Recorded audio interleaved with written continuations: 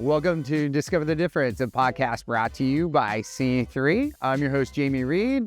Along with Gabriel Earl, we have a special guest today. And when I say it's going to blow your mind, literally, she's a neuroscientist, Dr. Kristen Willeumier. She's most known for her book, Biohack Your Brain, which anybody can use to make sure they're getting the ultimate out of their brain, recovery, health, and just stability. Her professional career is a pretty amazing journey. She's studied pro athletes, and in particular, NFL players, to understand the impacts of head trauma. All of her work has been published in a book called Biohack Your Brain, where she helps explain how just a normal person's brain function works, how you can make sure that as we age, our brain stays in optimal condition. And she even goes into people who've experienced traumas, how they can nurse their brains back to health. It's a really extraordinary topic, and her story is amazing. I hope you enjoy this episode with Dr. Willeumier. I'm going to spill a little bit of insecurity because Central Missouri State University, or what Gabe's like to call me stupid university, where I went to school, doesn't quite stack up to the resume that you've accumulated. I mean, let me just say, you've had some pretty spectacular guests on your show. So I am here humbly and graciously, just super grateful to be here. So I may have academic credentials, but you have very credentialed people that come on this show. Well, I happened to be driving through LA a few weeks ago and drove by UCLA, and I'm like, I had no idea UCLA was nestled in to where what was the old oil show where the hillbillies packed up and moved to LA? Beverly Hillbillies. Beverly Hillbillies. I was like, I had no idea UCLA was right. This is how Central Missouri State I am, right? So it's a beautiful school, regardless of academics. But how'd this all come about? You grew up in Chicago, and did you have aspirations of being where you are today, or did that unfold over time? Thank you for asking that question. People always ask me, did you plan to be a neuroscientist when you grew up? And absolutely not. So I grew up in a northwest suburb of Chicago, Barrington Hills, and it's sort of like horse country. So a lot of people grow up riding and showing horses. So at the age of 7, I got my first horse and started showing in what's called the hunters and jumpers. So I spent from age 7 until age 17, basically showing horses and, going through my educational pursuits. But my dream was to become a professional equestrian and a potential Olympic hopeful. So I was very fortunate. The barn that I showed at in Elgin, Illinois was called Arde Farm. The trainer being Alex Jane, who was at that point a 5th generation horseman, and he had wanted to go to the Olympics. So we had people at our barn who were training for the Olympics, Chris Kepler being one of them. He had showed in the 1980 Olympics in Los Angeles. And Alex's son now is currently, I think, one of the reserves on the Olympic equestrian team. So that dream wasn't out of the realm of possibility. But I think, as every young athlete, I think hopes to become an Olympian. My dream was shattered when I was in high school. One of our horses, unfortunately, had gotten traded, and we did not get another horse after that. I should say traded, but he was actually stolen.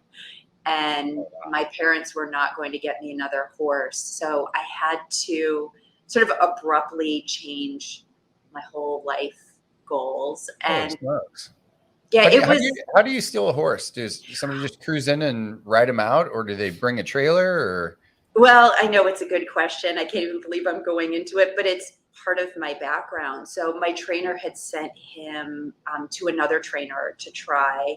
And, in the interim, you look at other horses to buy. So we were going to do a trade, and our horse got sent to another individual, and we didn't get him back for, I want to say it was 2 years. My trainer and my dad did eventually end up getting the horseback. At that point, I was already off in college, and my dad continued riding. So I would So say, it's I like mean, a quote unquote borrowing a horse for a long time.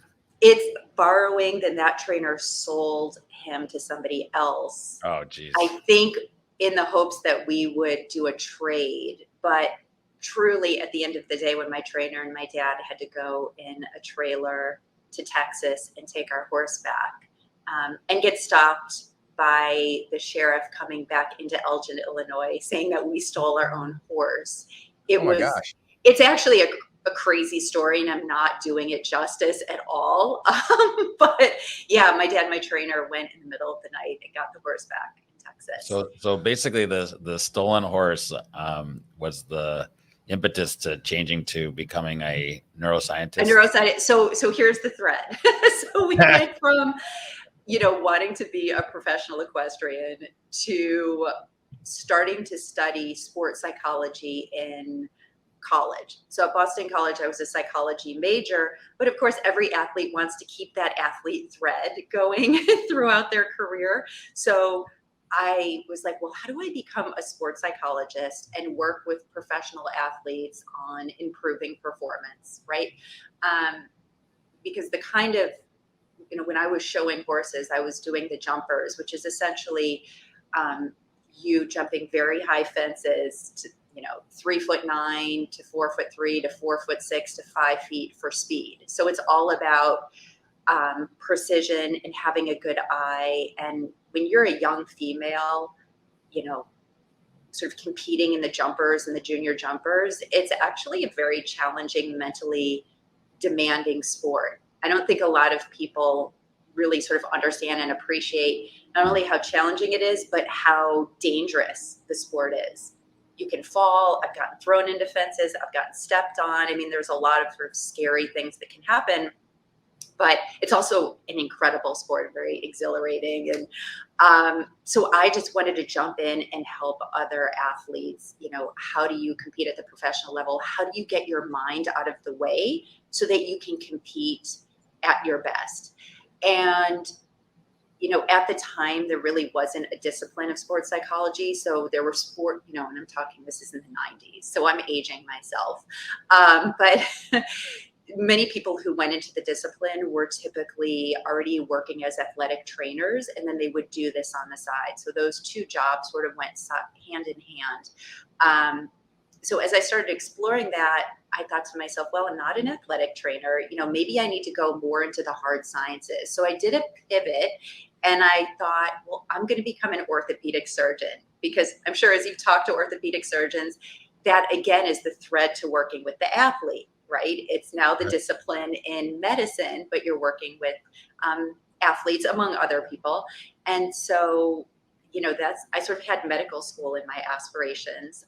So when I graduated from Boston College, I decided to pursue medical school. And before doing that, and this is something that I would recommend to anyone considering medical school, you want to try and work or see what it's like in different medical disciplines. So I shadowed an orthopedic surgeon. I worked in the post-anesthesia unit at Children's Memorial Hospital. I volunteered in the emergency room at Northwestern Hospital, and I worked in the OR with a ENT, plastic surgeon, craniofacial microsurgeon. So I sort of did all four of those within a short window of time and thought, okay, I love this. Like, I'm going to go into medicine. I actually like the surgical specialty. And then I started dating somebody who went to Harvard undergrad, Harvard Medical School, and he was a team doctor, or one of the consulting physicians for the New England Patriots. And he was the one that got me to pivot from going to medical school into going into neuroscience, because he thought I had sort of the aptitude and just the qualities that would really shine more in that laboratory setting. And I thought he was nuts, but I trusted him. I actually trusted him. I'm like, this is a really smart guy. I'm like, I love him. Like, maybe he actually knows something about me that I don't see in myself.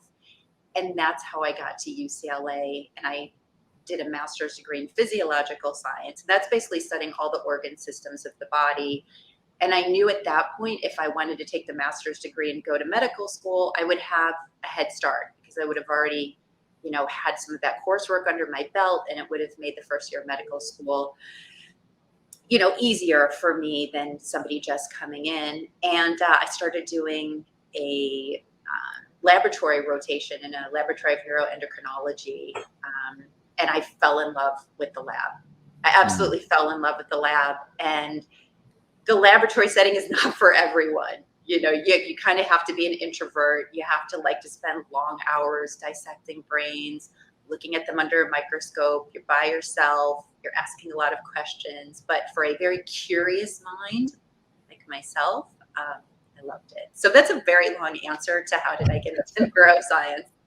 Well, I feel like we relate so well because I went to a dude ranch in Tucson once and rode a horse. And a dude ranch, like Billy Crystal and yeah, exactly. But I can tell you, just cruising around on a horse at slow speeds isn't easy. So I can't imagine doing it the way you described. But when you're a kid and it's like football players or anybody going into a dangerous sport. When you're a kid, you love it. It's exhilarating. And the bigger the fences, the more fun it was for me. So one of our horses was a thoroughbred off the racetrack, and he was amazing. He had incredible speed, and I could run at these fences and he'd fly over them and spin on his haunches and go the other way. And so,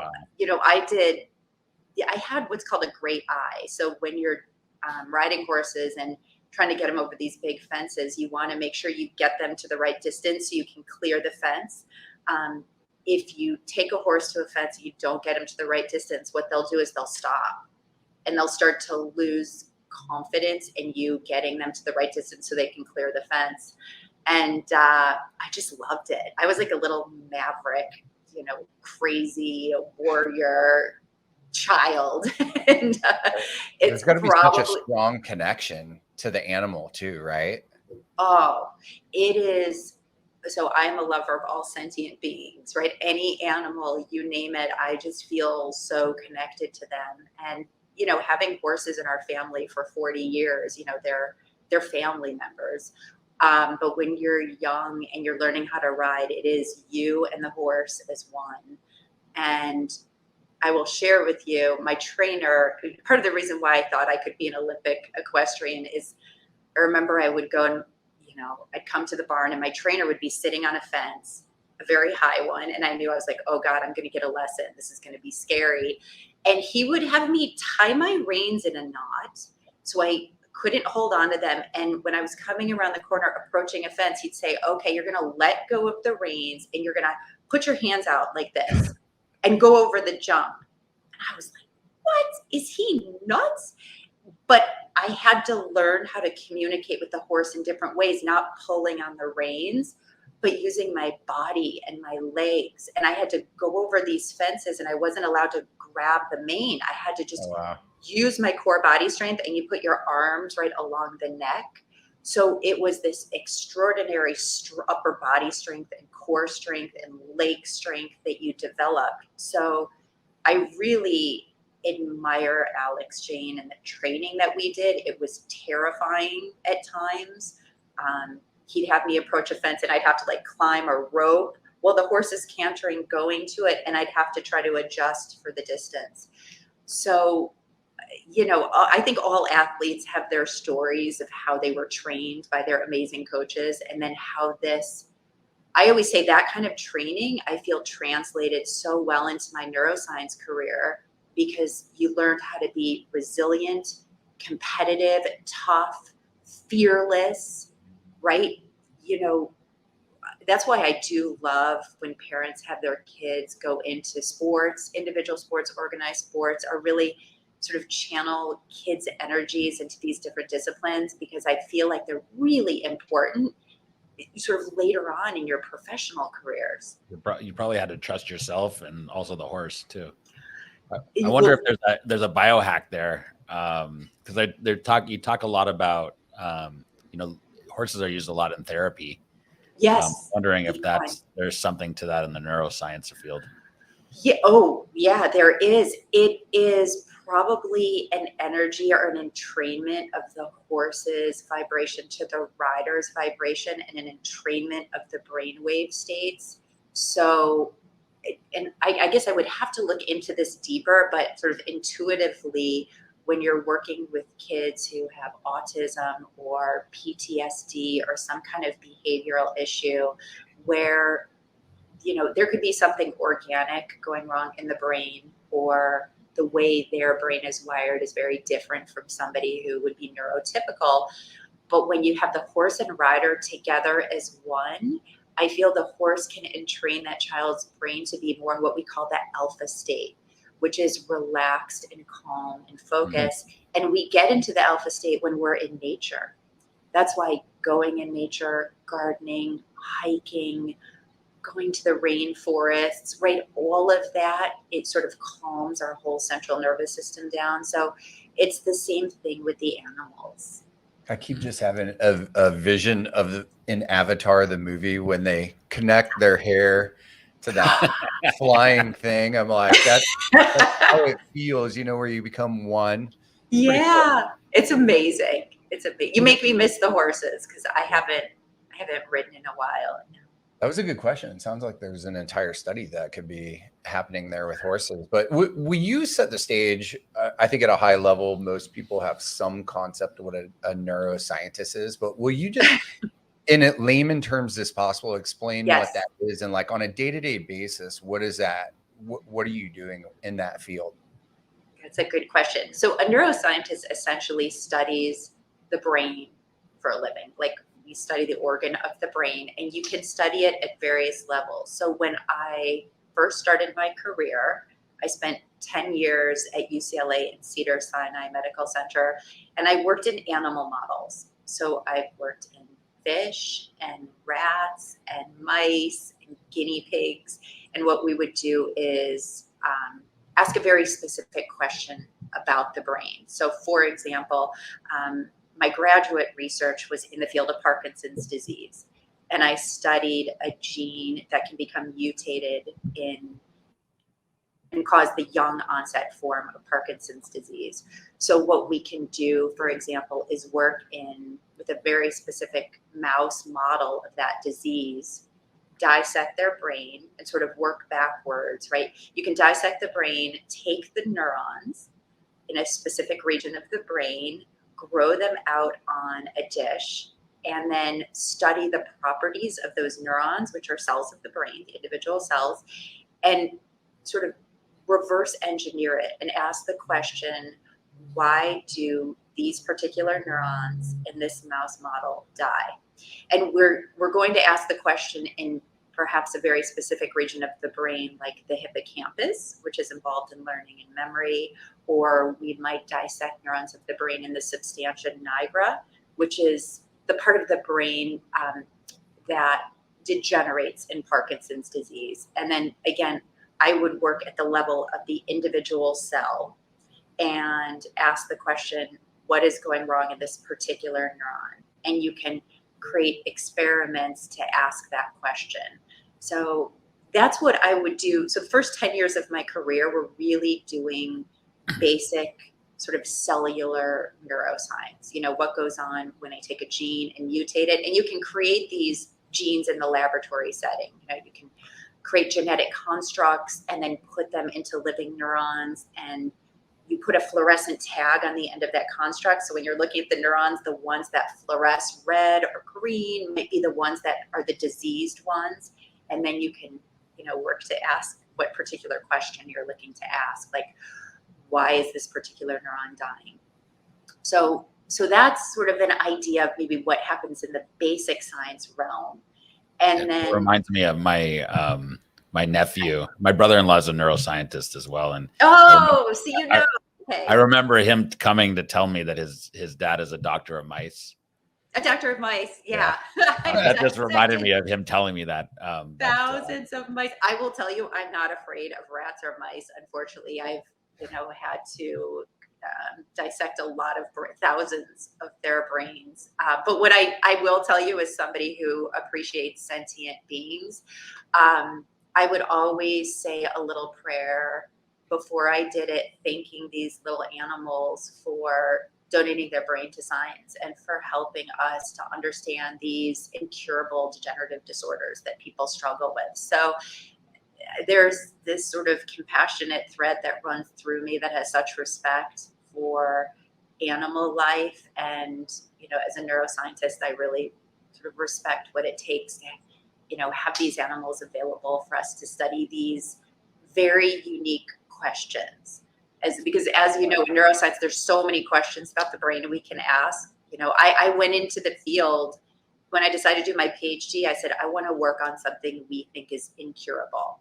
So that led me to Parkinson's. But then I pivoted out of the basic research science lab and went to work for a psychiatric clinic. Wait, did you cure Parkinson's?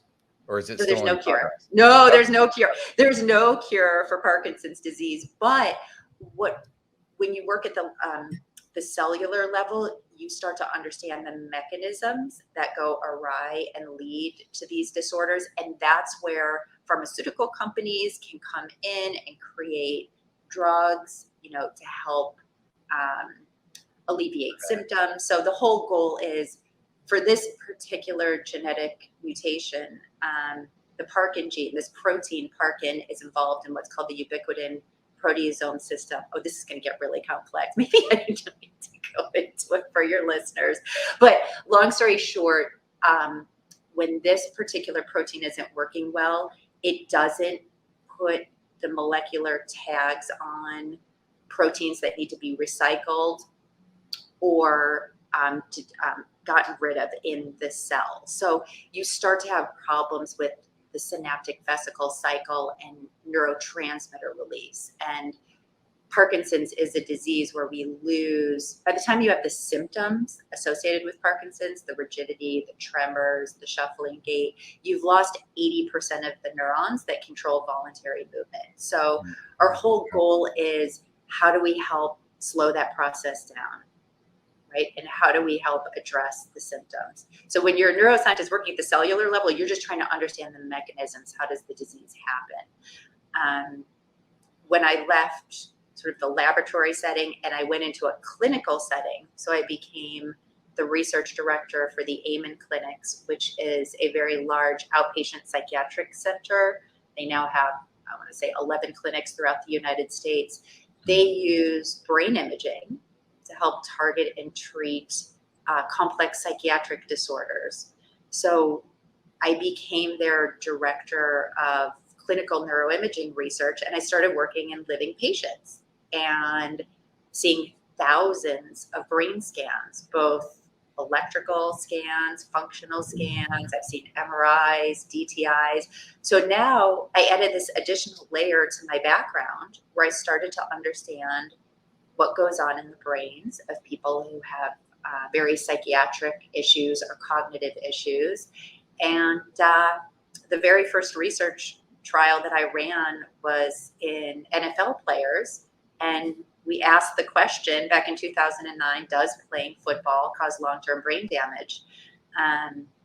We were looking at 100 professional athletes. And after the first 13, we already started to see the damage that was going on in the brains of these athletes as compared to a normal group of individuals, a healthy group of individuals. And I started to get a greater appreciation of, when we damage the physical structure of our brain through playing these collision-based sports, over time, it can lead to the degenerative diseases like chronic traumatic encephalopathy. So, when you ask, what does a neuroscientist do, right? We can go to the level of the rat brain or the mouse brain or the fish brain or the guinea pig brain, all the way up to the human, right? To ask these questions. So what was the outcome in that NFL study? So the outcome was playing football does cause long-term brain changes in players. So this particular study, in order to be involved in it, you had to have been on an NFL roster for a minimum of 3 years. So the people in our study had at least 10-year history, of participating in football because they've played high school, college, and some pro. And, we found, half of our cohort was overweight or obese. Obesity is not great for brain function. It's inflammatory, can damage neurons in the brain. We found that 27% of them were struggling with depression, which is 3 times the national average. So on average, 8% of the population struggles with depression. So we're seeing the higher incidence of depression in this group. Many of them had what we call severe hypoperfusion in the brain. So that's low blood flow sort of globally throughout the brain, not just limited to one area, but sort of throughout the brain. And that's because when you take the repetitive head impacts, it can cause the shearing and tearing of neurons and blood vessels. So tiny blood vessels. So it's really important to help sort of on the rehabilitation side, help to get more blood flow to those areas of the brain. That was one of the sort of more important findings was, okay, we have perfusion deficits. How do you stimulate blood flow to those areas? Good question. See, we did a rehabilitation really hard. study. You could, like nice massage. Well, that's the piece. So we did a rehabilitation study as well, right? So as we started working with these players, saw the damage. Again, when you compare them to sort of a healthy brain group, and we thought to ourselves, we've got to help treat these players, right? This is a clinical setting. We're not just doing research for the sake of doing research. We're doing research to help improve the quality of lives of these athletes. So we put them on a brain rehabilitation protocol, which involved, I ran brain-directed weight loss groups for my football players. And I believe you had a football player on here. Yeah, Nick Hardwick. Nick, who now does this, which is really? But didn't Nick at the very end talk about doing weight loss? Yeah, he lost 100 and something pounds, and now he helps people lose weight. Yep. That was one of the very first things we did. Is my mentor at the clinic said, "You're going to run a brain-directed weight loss group for our NFL players, because out of this cohort of 100, you have almost 50 of them who are overweight or obese, and they need help, right, getting lean and fit." So I was like, I'm not a weight loss doctor, but I will tell you, I very quickly learned and tailored protocols specific to the players. And just like Nick has been having great results with his players, I was able to show that our players could lose 50 to 100 pounds. And I put many of them on the Mediterranean diet or a modified version of the Mediterranean diet, because that is what has been shown to reverse cardiovascular disease and heart attack and risk of stroke. And it also helps reduce chances of neurodegenerative disease because we're reducing inflammation in the body. So brain-directed weight loss group, targeted supplement regimen. So we use very specific nutraceuticals to help improve blood flow to the brain. And that's a whole nother thing that I did, working at the clinic. I actually ran clinical trials studying the efficacy of nutrients and using brain imaging technologies to allow us to see if they were effective or not. Were they effective? Which just depends which ones you're taking and at what dosage, right? So you have to, if you're looking at omega-3 fatty acids or a brain-directed multivitamin, or there's supplements that are specific to improving blood flow to the brain, like ginkgo biloba and vinpocetine. So, and I mean, I can drill down. I could probably talk to you for 3 hours. I need more blood flow. Could you? Well, I will send you both my book, Biohack Your Brain, because I have a chapter in there. So I wrote this book because of the results that we were able to show improving brain function in these professional football players. Because after working with the first 100, we continued to work with players and continue to publish studies in this group. But I was unaware as a scientist that we could use dietary and lifestyle modifications to make such profound changes in brain function that you could see using neuroimaging. Having that visual confirmation, and then to show those changes are sustainable over time, because we would have them come back and get rescanned 6 months later, a year later, 2 years later. Now I have to tell you, we didn't just do diet and lifestyle and nutritional supplements. I had hyperbaric oxygen therapy. So we would put them into these chambers that can help to regrow blood vessels in the brain. So that's one of the many things hyperbaric oxygen therapy can do. It can modify gene expression, right? Up to 8,000 genes can be modified when you go into this environment. It can mobilize stem cells to go wherever they're needed. It helps to revascularize. Does it make you smarter? So this whole protocol does make you smarter. So we used cognitive and psychiatric assessments along with neuroimaging to show the improvements in brain function, but it's a whole program. So diet, supplements, hyperbaric oxygen therapy. Some people had neurofeedback. So what we can do is put an EEG cap on the brain, get a targeted brain map of exactly like what their brain looks like, and then use neurofeedback to either calm down certain regions of the brain or stimulate regions of the brain. So it helps with what we would call the balancing of brainwave activity. So we would do that. We had targeted brain training games. So they would take an assessment. We would figure out which specific areas, reasoning, memory, information processing speed, accuracy. We could use the brain training games targeted specific to their deficits, and they would do those as well. So it's, when I talk to people about changing your brain or rewiring your brain or biohacking your brain, it's so complex, and there's multiple things you can do. It almost depends where you're at and what you want to achieve. So I wrote Biohack Your Brain for people to be able to do a lot of things at home. But then if you're that person, if you're that CEO or you're that pro athlete who wants to take it to the next level, or if you're struggling with a symptom, a psychiatric issue that you need help addressing, we might need to use some of the other tools we have in the clinic. I think what Gabe was really asking is his dad jokes have been landing flat lately. So I think he's thinking his dad jokes. If he could improve his brain function, he may get a little more laughter response. That could help. So you're quicker. You're quicker on the draw with the dad jokes. I have a question about current NFL players. Obviously the NFL has made strides to try to curb the impact of concussions. When a significant concussion happens in real time, are there impacts of these things that can immediately help stimulate blood flow and recovery in those moments? Or is it more long-term lifestyle changes?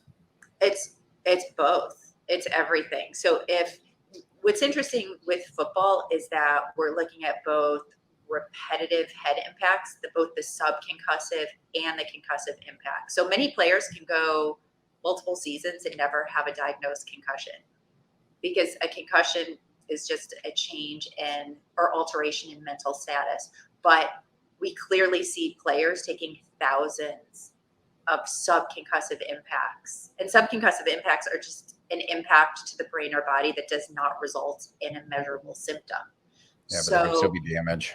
So there is damage. So that's the reality. We already know using brain imaging, both structurally and functionally, we see the changes in the brain. So functionally, we see changes in blood flow to the brain. Structurally, there's what's called diffusion tensor imaging studies, which study the actual axons that are the cables that carry information from one cell to the next, and they get damaged and torn. And that's just because, again, football players are taking impacts anywhere from 10 Gs to 150 Gs. And they're taking over the course of a season, if it's high school, they're taking 600 to 800 impacts a season. If it's college, they're taking 1,000 to 1,500 impacts. So it's the totality of those impacts over time. But here's the thing. So the reason why I published that book, Biohack Your Brain, was I couldn't believe we could help improve the blood flow to the brain and the functioning of the brain in these players who are taking these impacts. So I'm all about how can we help people, right? Let's, yes, we're going to study degenerative diseases. Yes, there is chronic traumatic encephalopathy out there, and it's important that players know about it and they're aware that playing the sport or exposure to repetitive impacts for 5 years or more is going to put you in a position where you need to just be more mindful that this is a possibility of happening. And so here are the things you can do to help support your brain and restore your brain function. And to me, I think that's super empowering. And it's coming from yours truly, 10 years showing horses. I've fallen off hundreds of times. So I'm not throwing stones at glass houses. I live in a body and my brain has experienced, a fair number of impacts. I've fallen off horses. That's what you do when you ride. You ride, you fall off, you get back on, you fall off, you get back on. So I find it really fascinating that I'm in this position that I work with athletes who have these issues, but I'm sort of no different on the female side of things. So I have tremendous compassion, and I'm more here to help. What can we do to regenerate and restore brain function? And what are the cutting edge tools we have? The IV therapies that you can combine with the hyperbaric oxygen therapy, that you can combine with your Mediterranean diet and your intermittent fasting, and let's get you lean and fit and healthy.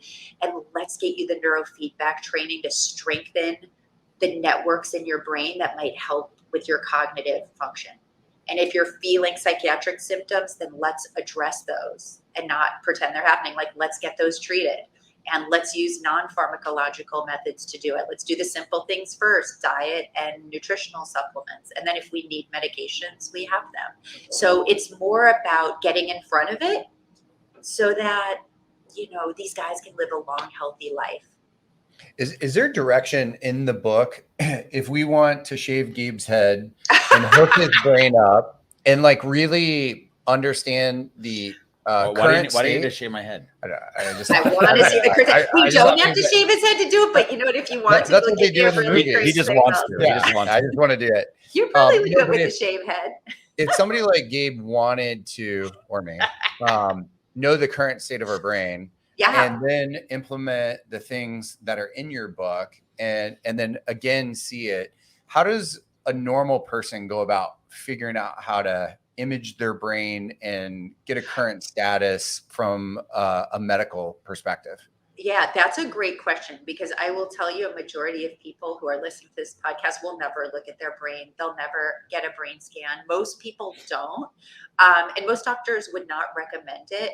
I worked in a very unique place where, because the people coming to our psychiatric clinic have what we call complex comorbid psychiatric disorders. So they tend to have, on average 3 to 4 psychiatric issues. It might be anxiety, depression, bipolar disorder, issues with alcohol, OCD.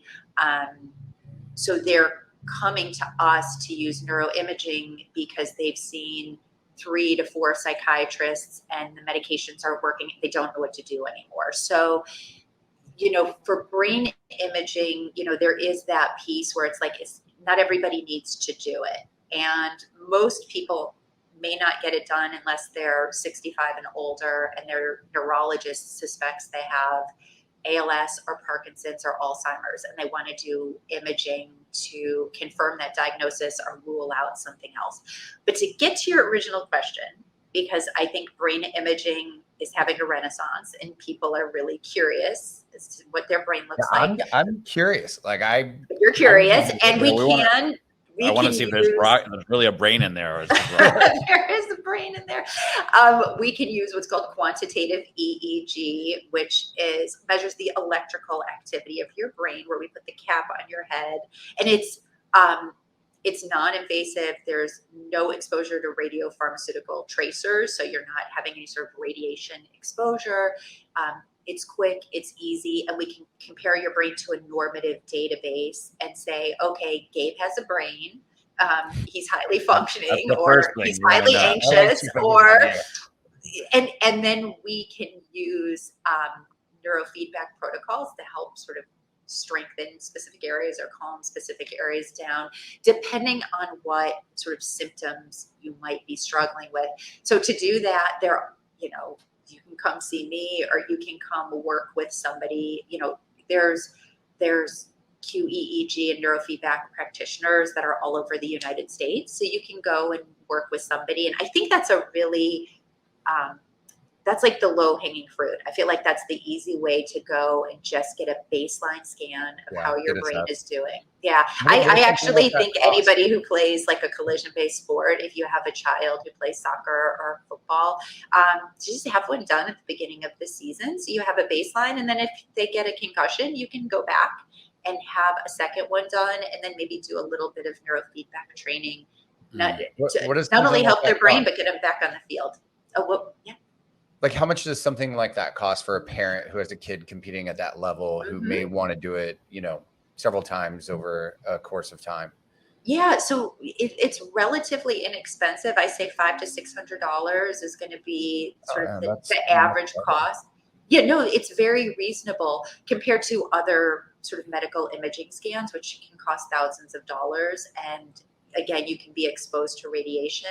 Now, the kind of scans that we did at the Amen Clinic, where I was running their research department, that's a SPECT scan that looks at blood flow and activity patterns in the brain. There's a small amount of radiation exposure, but to then be able to very specifically target and treat that issue, like you might be a parent who has a child struggling with depression, and there's a variety of antidepressants out there. There's SSRIs, SNRIs, they're different classes. So that brain imaging piece, which will allow us to see, does your child have ADHD and anxiety? It's like, okay, or ADHD and depression, and then to be able to target a therapy based on the brain imaging, then that is worth sort of spending the money to get that kind of a scan. So I just had to give that little sort of extra step, right? Do I get scanned? Do I not? Right. The benefit of the helping somebody going through that is much more than the chance of the radiation causing something. It's a lower radiation than getting a CT scan.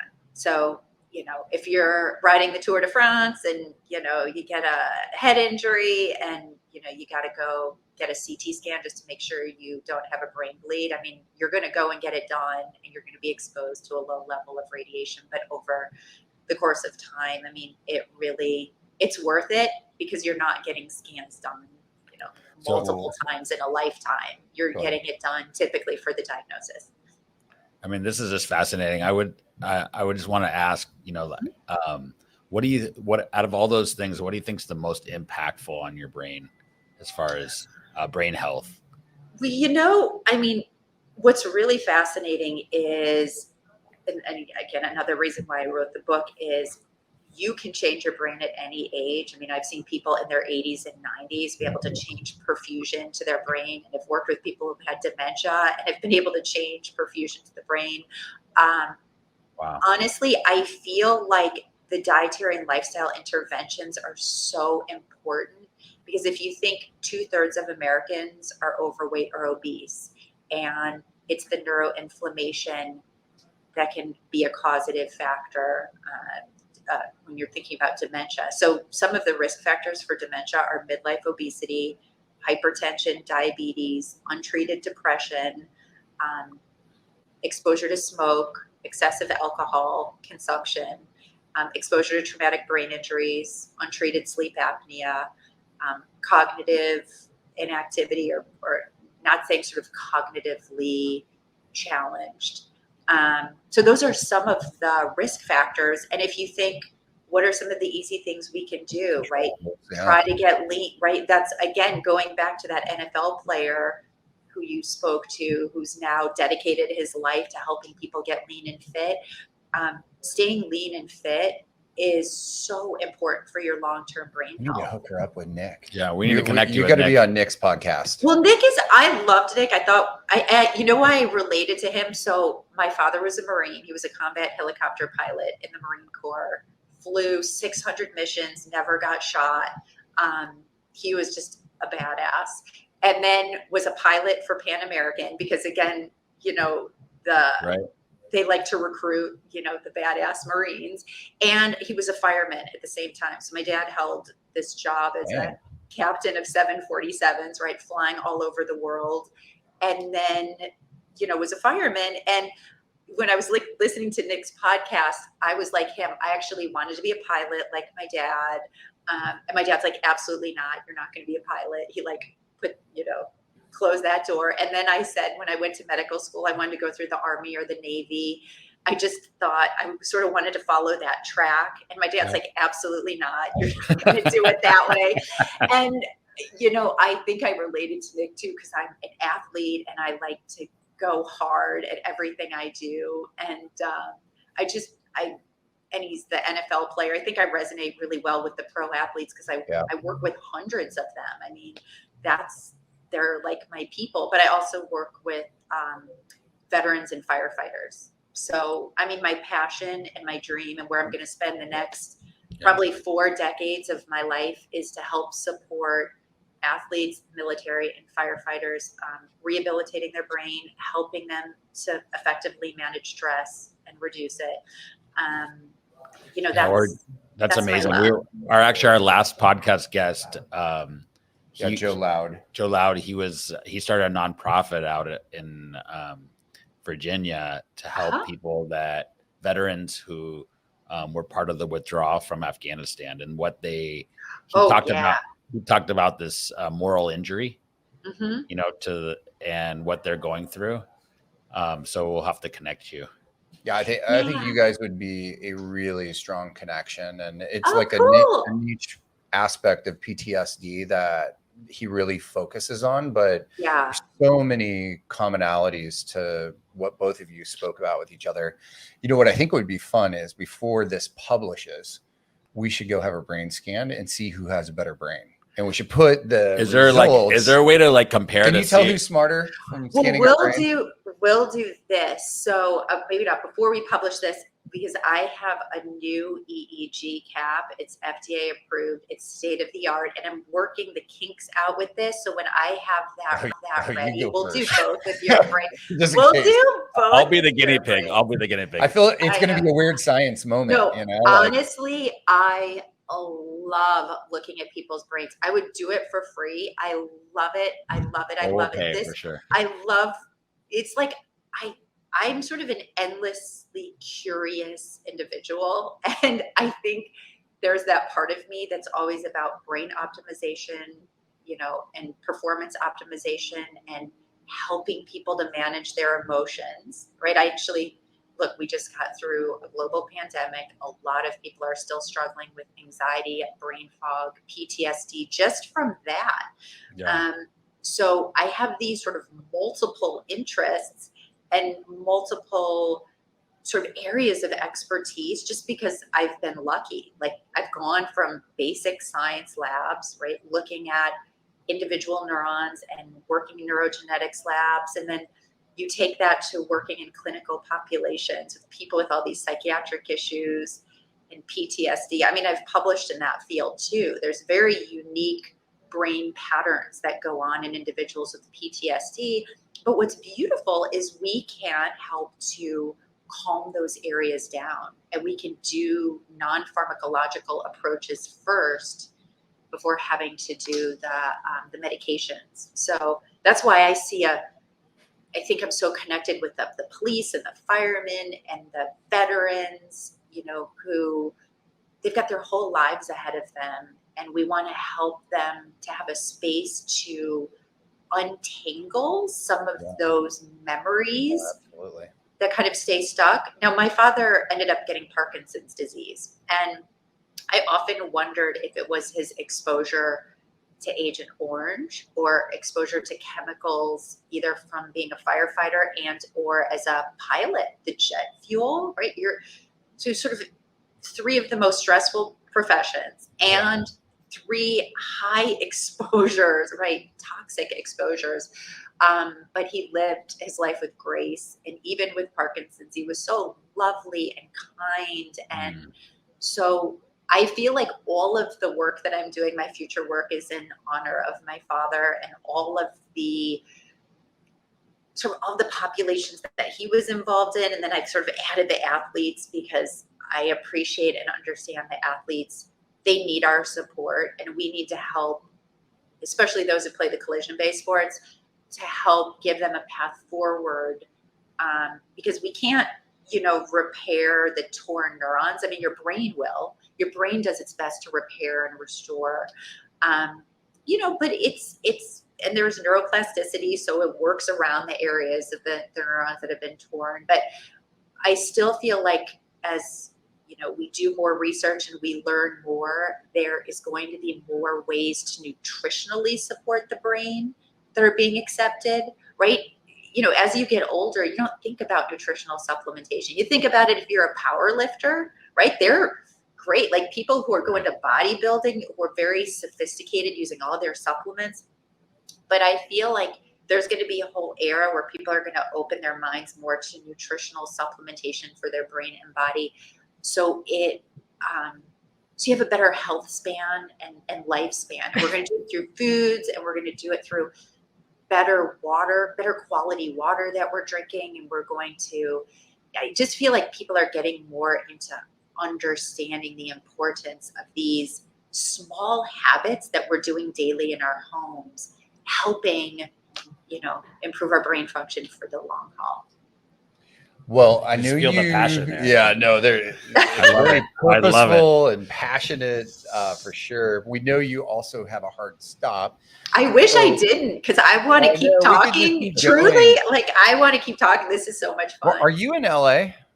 Yes, I am. So my home is in Tarzana and then Beverly Hills. I think we're gonna we could bring you like 10 or 15 brains of some really interesting people in San Diego and do a road trip up to see you. I think that's what we get. Older people. I know we connected through Stephanie. Yes. So we'll talk about that offline. Oh my gosh, so much fun. With the last few minutes, we're going to pivot over. I don't know if Mia told you, we have a little rapid fire session. I heard. Dun, dun, dun. Fire away. Feel free, Gabe.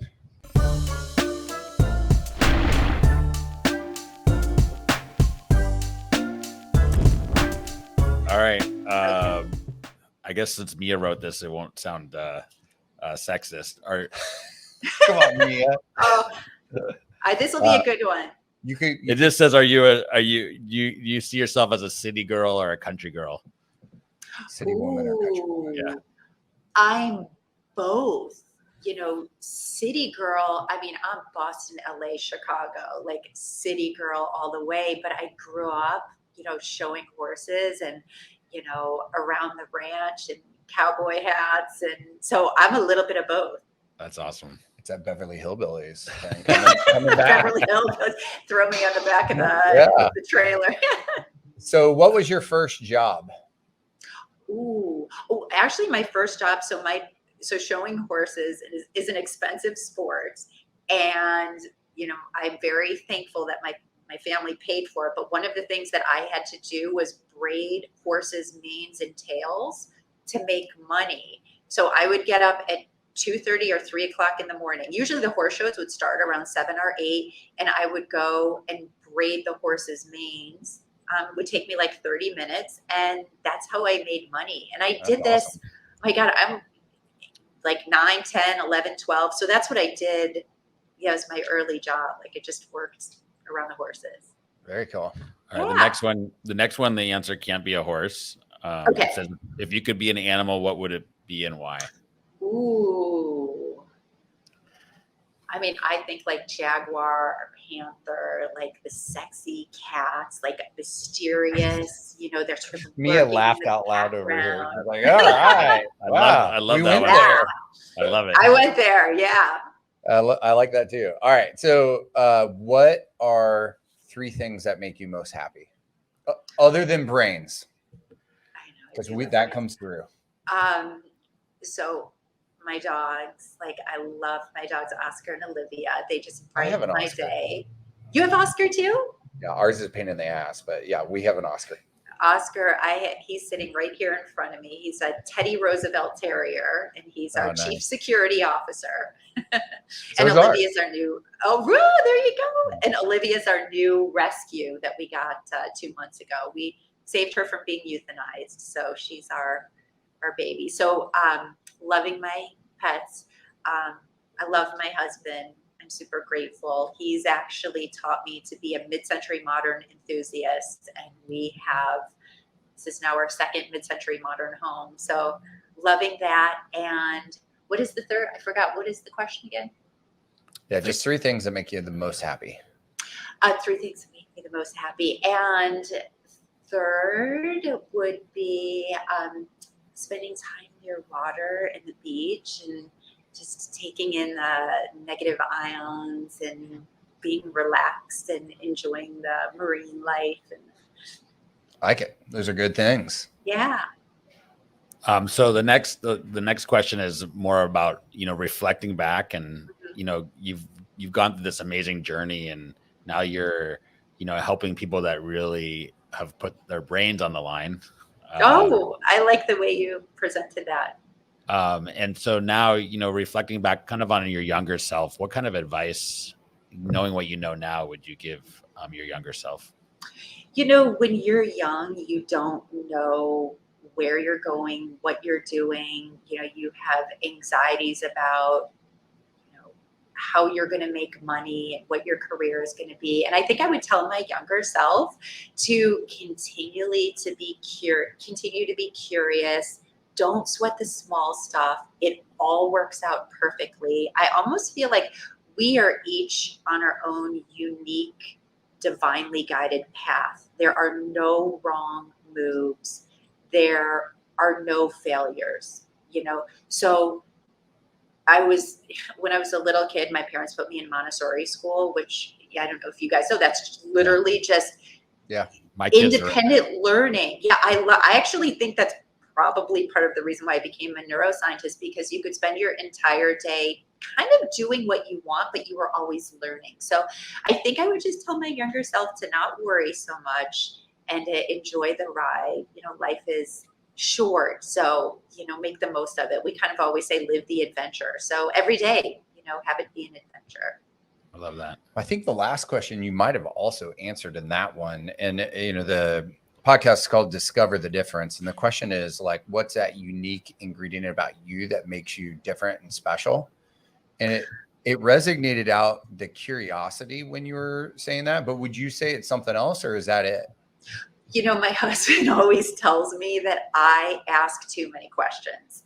In fact, I don't make statements. He's like, Kristen, you need to make more statements, because everything is a question. I like to understand what makes people tick. I have a respect for everybody's opinion. Nobody is wrong. Everybody has a unique way of walking and moving through the world. So I think what makes me unique is I'm non-judgmental. I care. I'm compassionate, and I want to help uplift people however I can. And it's, maybe that's just a quality of being a kind, compassionate human being. And that's probably what I admire most in myself. And I came from a family of service, right? My father served proudly, and we're all about giving back. So maybe those are sort of a bunch of the qualities that I feel, make me who I am and make me unique. Absolutely. That's amazing. Awesome. Yeah. Well, if listeners are wanting to pick up Biohack Your Brain or otherwise connect to you or your work, what are the ways they should do that? They can reach out to me through my website at drwilleumier.com. And I'm sure you will put that somewhere in the show notes, because nobody really knows how to spell my name. But I think if you put it into Google, it'll figure it out. And you can go to my website, and I have an area where you can reach out and contact me and ask me any questions. I'm here to support people or give advice, or sometimes I call myself like a brain Sherpa. So if you have a unique question, and I love complex problems, I'm a problem solver.